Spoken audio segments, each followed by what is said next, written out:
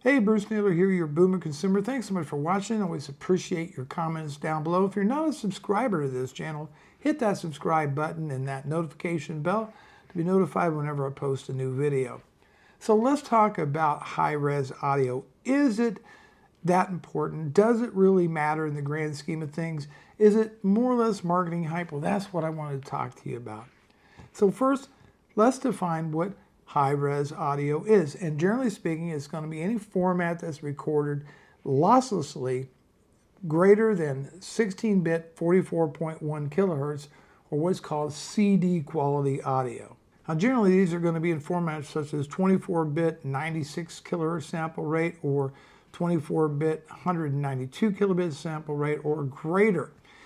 All right. Now the one thing about these type of files is that they're very, very large files. Take up a lot of space on a hard drive. Now because these files were so large, and when the great innovators of music on the go got to looking at just how much storage was involved, and you want to put 1,000 songs in your pocket, it had to be compressed, and not by any small amount, such as the MP3 with its 320 kilobit per second data rate. So that's quite a big amount of compression on there. And for many people, the MP3 sounded just fine, Now, before we go any further, after doing quite a bit of research on this subject, one thing I discovered is most modern music is digitally mastered at 24-bit 44 kilohertz or 24-bit 48 kilohertz. So any high-res audio file greater than that is actually being upsampled. So it's not truly the 2492 or 96 or 24192. It's being upsampled. Now companies like Tidal and Qobuz became some of the first organizations out there to offer high-res streaming music, although a large part of their catalog music isn't in the 24192 format. Just actually a small amount of that music is. Apple Music just recently announced that they're going to be offering high-res music. Amazon, I believe last year, began offering high-res.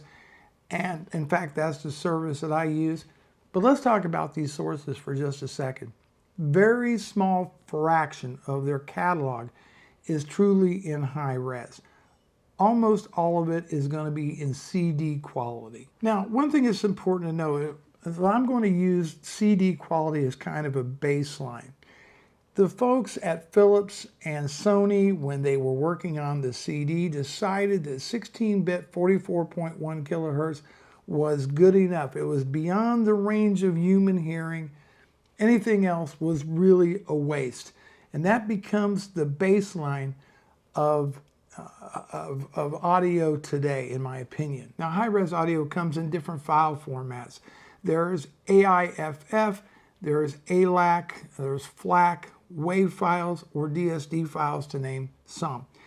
And again, these are very massive files when it comes to streaming or storing them on a hard drive. But in order to take advantage of lossless audio, or I should say high-res audio, you need a highly resolving system or headphones in order to take advantage of it.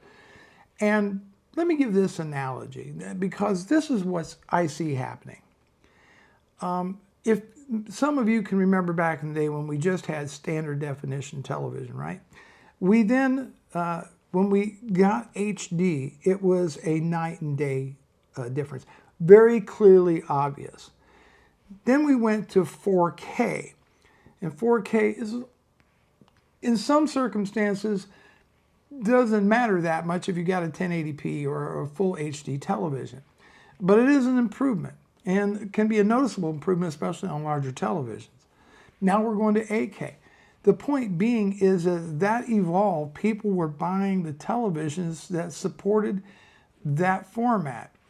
But in the world of consumer audio, people are buying Bluetooth speakers, sound bars, etc.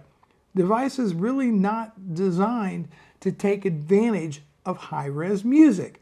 And it's kind of an interesting phenomenon that we're not really playing this back on hardware that can truly support it. Let me give you an example. Let's talk about Bluetooth. Bluetooth cannot support lossless audio, period. It just does not do it, all right? It's just not there yet. So if you're listening with Bluetooth earbuds from your phone or tablet or what have you, you're not able to get truly lossless music on there. You can't get true CD quality music on those devices. Now let's talk Apple for just a second.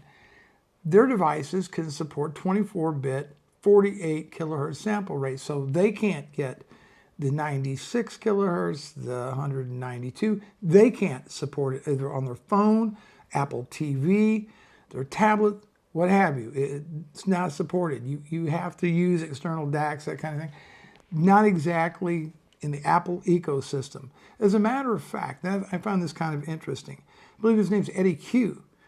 Could not tell the difference between the sound quality of a well-mastered MP3, a CD, or high-res music. And I think a lot of people can't do that as well. How about Android? Well, the Android operating system itself does not support high-res music. You have to use certain applications to get around the inherent limitations that are built in. So that's kind of an interesting thing as well. As a matter of fact, most mainstream wireless type audio devices are capped at 2448. Again, not the 96, not the 192, or even higher sample rates. You know, just to get real with you, I don't believe there's too many people, including dedicated audiophiles, that could really, in a blind test, tell the much difference between CD quality and high res. I just don't think very many of them can. And honestly, even the MP3 can sound pretty doggone good if it was mastered well, because that's what's the most important thing, how well that recording was mastered. And I even wonder how many people out there can tell the difference between a well-mastered MP3 and a CD as far as quality is concerned, especially on the equipment they already use. I'd say very, very few. Ultimately, stamping that high-res music logo on a service or a device, in my mind, for the most part, is irrelevant to most people. The way they listen to music, the way they enjoy their music, the devices they listen to the music on. For right now, 2448 is probably about the maximum that you're going to get. So, and CD quality is good enough for most people. In fact, it is better than some formats out there. But I think that is good enough, and that is what is important. So chasing the numbers and the specs, if you don't have the devices to play it, if you don't have the sources, or if you don't have the ear for it, that's another thing. How much better does it truly sound? Is it 50% better? No. Is it 10% better? Probably not. It's probably more along the lines of 3-4% better at best, and with highly trained hearing to know what you're looking for once you get above CD quality. So that's it. I would be very interested in your comments down below. Bruce Naylor, your Boomer Consumer. Thanks so much for watching. I'll see you in the next video.